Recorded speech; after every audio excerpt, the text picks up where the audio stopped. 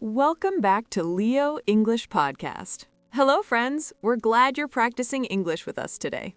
I'm Jack. Let's improve our English together. And I'm Emma. We're here to help you improve your English conversation skills through natural, real-life dialogues. Our goal is simple. We want you to feel confident speaking English in everyday situations. Today's topic is super practical. We're going to teach you how to talk about your week in English. Whether you're chatting with friends, colleagues, or new people you meet, this is something you'll use all the time. Exactly. People always ask, how was your week? Or what did you do this week? And sometimes we don't know what to say. So today, we'll give you lots of examples and useful vocabulary. If you enjoy this lesson, please give it a thumbs up and subscribe to our channel. It really helps us continue making these videos for you. All right, Emma, are you ready? Absolutely. Let's get started. So, Emma, how are you today? I'm doing really well, thanks. I'm feeling energized because I had a good night's sleep last night. How about you? I'm a bit tired, to be honest. I stayed up late watching a new series on TV. I couldn't stop watching. Oh no, that happens to me too. What series was it? It's a detective show. Very exciting. I watched 4 episodes in a row, but now I'm paying for it. I understand. So what did you do this weekend? This weekend was pretty relaxed. On Saturday, I went grocery shopping in the morning, and then I cooked a big lunch. I made pasta with tomato sauce. It was delicious. In the afternoon, I just relaxed at home and read a book. That sounds lovely. I love those quiet weekends. What about you? What did you do? I had a busy weekend. On Saturday, I met my friend for coffee and we talked for almost 3 hours. Then on Sunday, I cleaned my apartment and did laundry. It wasn't exciting, but it needed to be done. That's the thing about weekends, right? Sometimes we need them for chores. Exactly. Speaking of our activities, this is actually a perfect introduction to today's topic. Talking about your week is just like this. You share what you did, how you felt, and what happened. And that's exactly what we're going to practice today. Perfect transition, Emma. Let's dive into it. So, Jack, let's imagine someone asks you, "How was your week?" What do you usually say? Well, I usually start with a general feeling, like it was good, or it was busy, or it was tiring. Something simple. That's a great start. It gives the other person an overall impression. Then they might ask for more details, right? Right. They might say, oh, what made it busy? Or what did you do? And then I tell them specific things. Exactly. So let's practice. Jack, how was your week? My week was pretty busy, actually. I had a lot of work to finish. Oh, what kind of work? I had 3 big meetings on Monday and Tuesday. They were long meetings, about 2 hours each. I had to prepare presentations for them. That sounds stressful. How did the meetings go? They went well, thank you. My boss was happy with my presentation, but I was very tired after them. I can imagine. What did you do on Wednesday?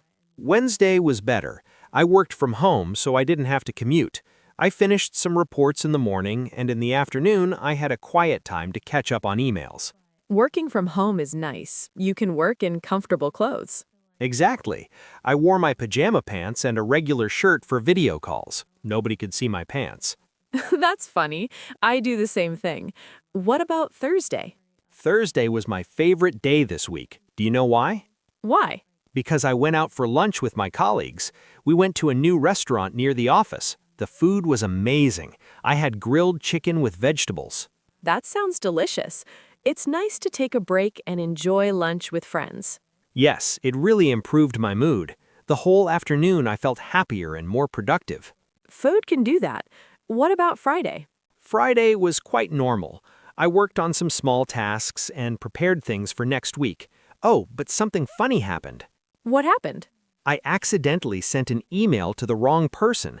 I meant to send it to my colleague John, but I sent it to another John in the company. It was a bit embarrassing. Oh no. Was it an important email? Not really, just a casual message about lunch plans, but I felt silly. These things happen. I'm sure the other John understood. He did. He replied and said, I think you have the wrong John. We both laughed about it.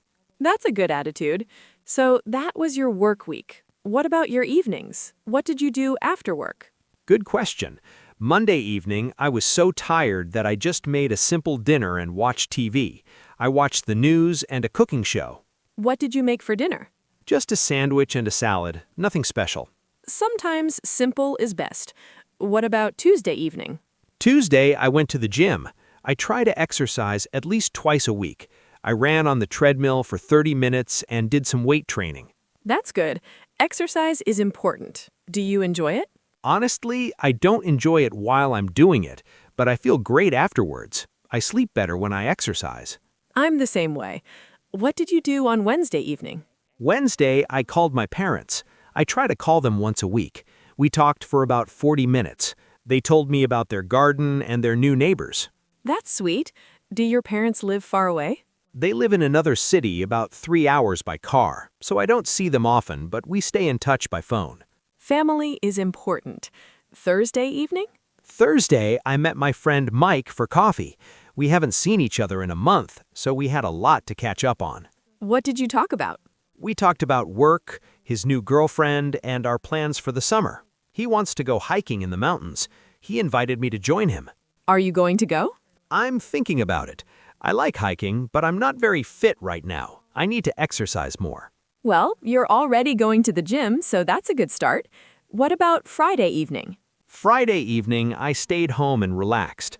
I cooked a nice dinner for myself. I made stir-fried vegetables with rice and chicken.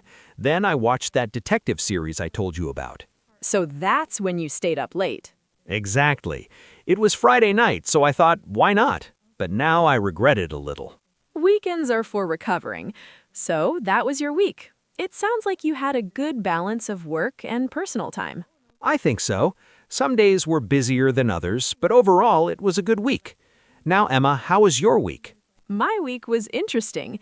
It started a bit rough, but it got better. What do you mean by rough?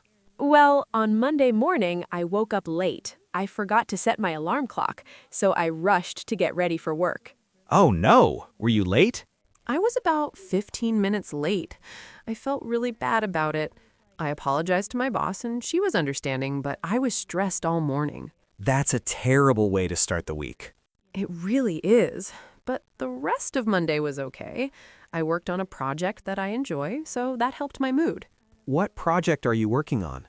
I'm helping design a new training program for new employees. It's creative work, and I like it. I get to write materials and plan activities. That sounds fun. What did you do on Tuesday? Tuesday was a normal work day. I had a few meetings and answered a lot of emails. Nothing exciting. But in the evening, I did something different. What did you do? I went to a yoga class. It was my first time trying yoga. Really? How was it? It was harder than I expected. I thought it would be slow and relaxing, but it was actually quite challenging. My muscles were shaking. Did you like it? I did. The instructor was very patient and encouraging. At the end of the class, we did a relaxation exercise, and I felt so peaceful. I want to go again. That's great. It's good to try new things. What about Wednesday? Wednesday was my busiest day. I had back-to-back meetings from 9 in the morning until 4 in the afternoon. I barely had time for lunch. That sounds exhausting. It was. I ate a quick sandwich at my desk between meetings. But the meetings were productive, so I felt good about the work we accomplished. What about Thursday? Thursday was much better. I worked on my training project in the morning without any interruptions. In the afternoon, I had a one-on-one meeting with my manager, and she gave me positive feedback. That must have felt good. It really did. She said my work on the project was excellent and that she's excited to see the final result. It motivated me to work even harder. Positive feedback makes such a difference. What did you do on Thursday evening? Thursday evening, I went grocery shopping. I bought food for the whole week. I like to plan my meals in advance. That's very organized. I should do that. It saves time and money. After shopping, I went home and prepared some meals for the next few days. I made a big pot of soup and some salads. What kind of soup? Vegetable soup with beans. It's healthy and delicious. I can eat it for lunch all week. Smart. What about Friday? Friday was a good day to end the week. I finished the first draft of my training program, so I felt accomplished. My colleague and I went out for lunch to celebrate. Where did you go? We went to a small Italian restaurant. I had pizza and a salad. It was a nice break. Food and celebration go well together. What did you do Friday evening? Friday evening, I met my sister for dinner.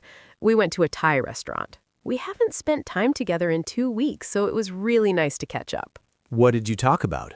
We talked about her job. She just got a promotion, so she's very excited. We also talked about our plans for next month. She wants to visit our parents, and she asked me to come with her. Are you going? Yes, I think so. I miss them, and it's been a while since I visited. Family visits are always nice. So, your week started rough, but ended well. Exactly. That's life, right? Some days are challenging, but we keep going and things get better. That's a good perspective. I think that's what people often share when they talk about their week. Not every day is perfect, but there are always good moments. Absolutely. And when we share these stories with others, we connect with them. They might have similar experiences. Yes, like when I told you about sending the wrong email, you didn't judge me. You understood. Everyone makes small mistakes. It's part of being human. So when we talk about our week, we should be honest, but also focus on the positive things. I agree. We can mention challenges, but it's also good to highlight the things that made us happy or proud. Like your positive feedback from your manager, or my nice lunch with colleagues. Exactly. Those are the moments that make the week worthwhile. You know, Jack, while we were talking, we used many useful words and phrases that can help people talk about their week. Should we go through some of them? Yes, that's a great idea. Let's break down the vocabulary. First word, busy. This means you have a lot of things to do. You don't have much free time. Right. I said my week was busy because I had many meetings and tasks. Exactly. For example, this week was busy. I worked late every day. Or, my schedule is busy. I have appointments every afternoon. You can also say, I'm too busy to meet for coffee right now. The opposite of busy is quiet or calm or slow. For example, this week was quiet. I didn't have much work. What's your busiest day of the week, Emma? Usually Wednesday. I have the most meetings on Wednesday. What about you? For me, it's Monday. I have to prepare everything for the week. Next word, stressful. This means something causes you to feel worried, anxious, or under pressure. Oh, I understand this word very well. Meetings can be stressful, especially when you have to present in front of many people. Yes. For example, my job is stressful. I have tight deadlines. Or, moving to a new house is stressful. There's so much to organize. You can also say, I'm feeling stressed today. The opposite of stressful is relaxing. For example, yoga is relaxing. It helps me feel calm. I find cooking relaxing. It takes my mind off work. That's nice. Next word, catch up. This phrase has two meanings. First, it means to do work or tasks that you didn't finish before.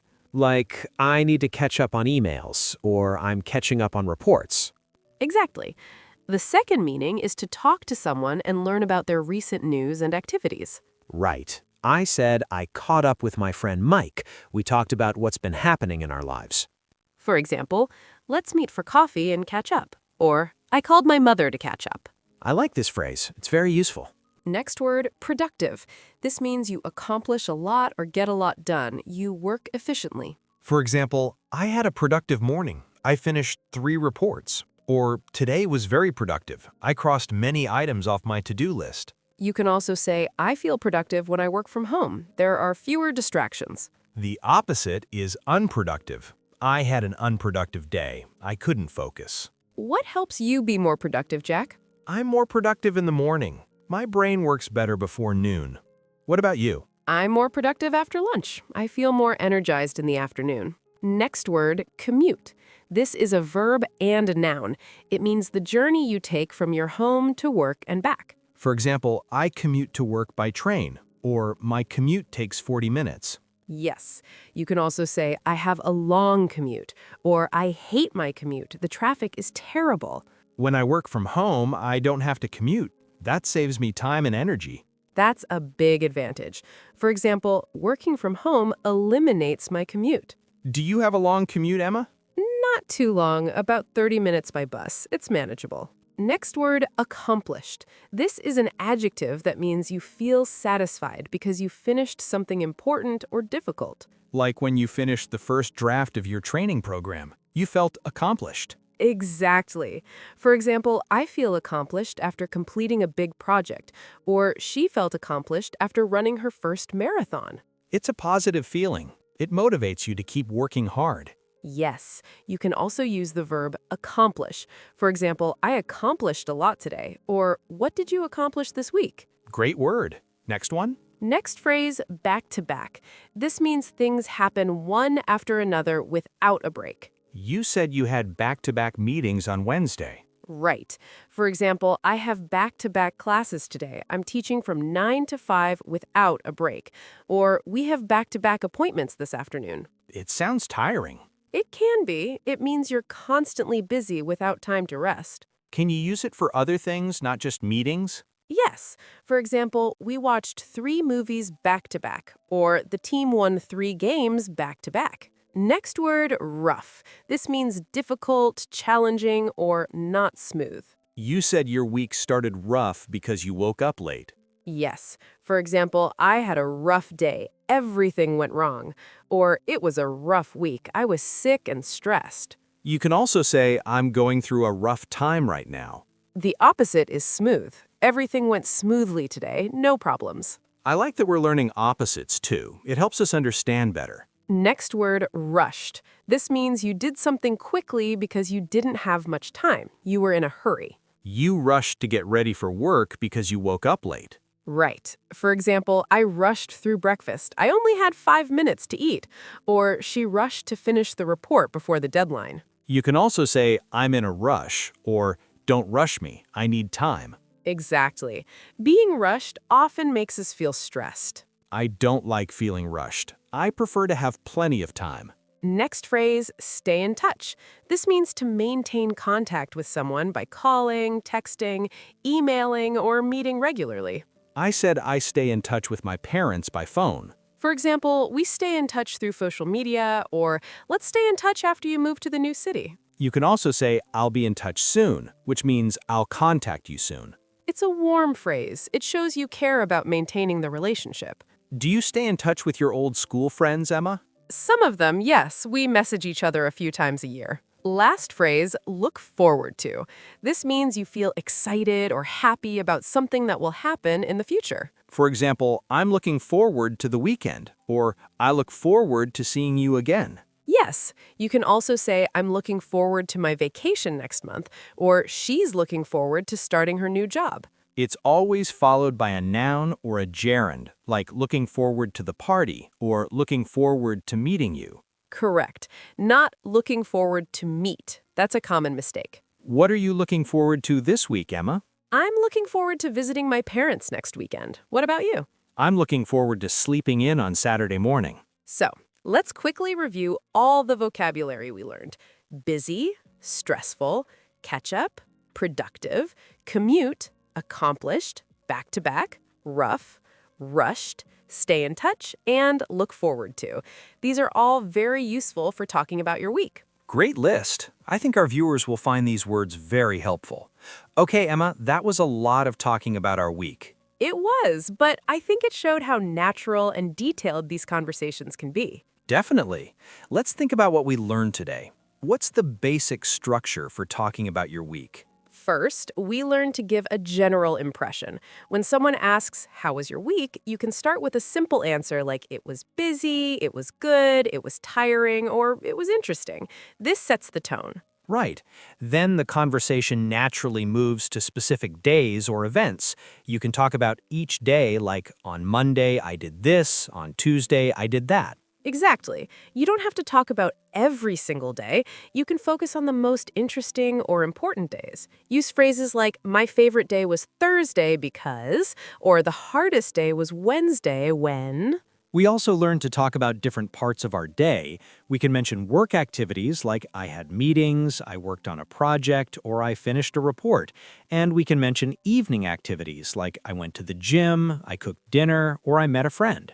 Yes, it's good to show balance. People are interested in both your work life and your personal life. We also learned to include feelings and reactions. Don't just say what you did, say how you felt about it, like I was tired, I felt happy, I was stressed, or I felt accomplished. That makes the conversation more engaging and human.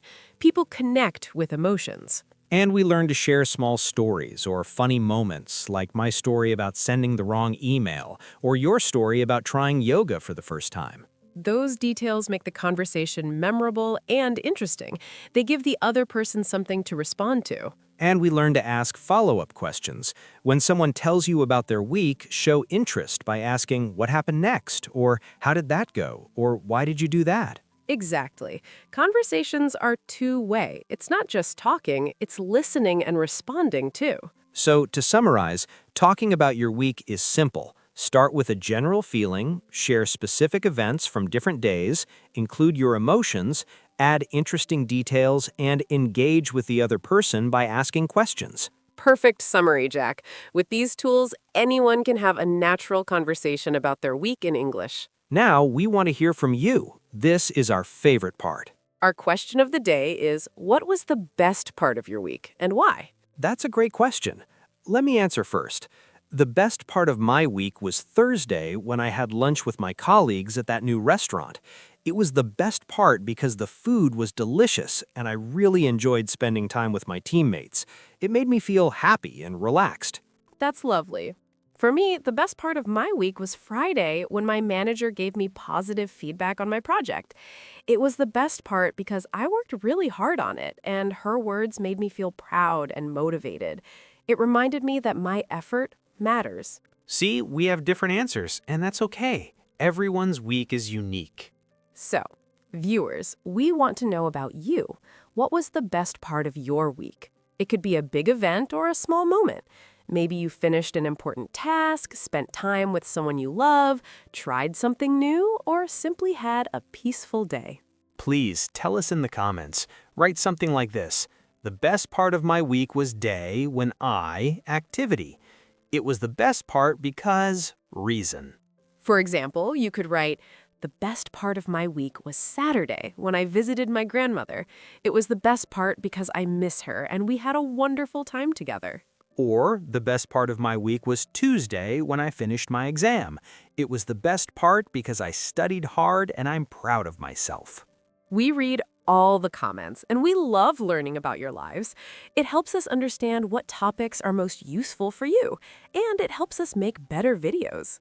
And it helps you practice in English. So please, share your story with us. We're excited to read it. Thank you so much for watching today's lesson. We hope you learned a lot about how to talk about your week in English. If you enjoyed this video, please give it a big thumbs up. It really helps our channel grow. And if you haven't subscribed yet, please click the subscribe button and the little bell icon. That way, you'll get notifications when we post new videos and you won't miss any of our lessons. We post new conversation lessons every day, so there's always something new to learn. You are all wonderful students, and we appreciate your dedication to improving your English. Keep practicing. Remember, every conversation is an opportunity to learn. Don't be afraid to make mistakes. That's how we grow. The more you speak and practice, the more confident you'll become. Have a wonderful day, evening, and night, wherever you are in the world. Take care of yourselves, and we'll see you in the next lesson. Goodbye. Bye, everyone.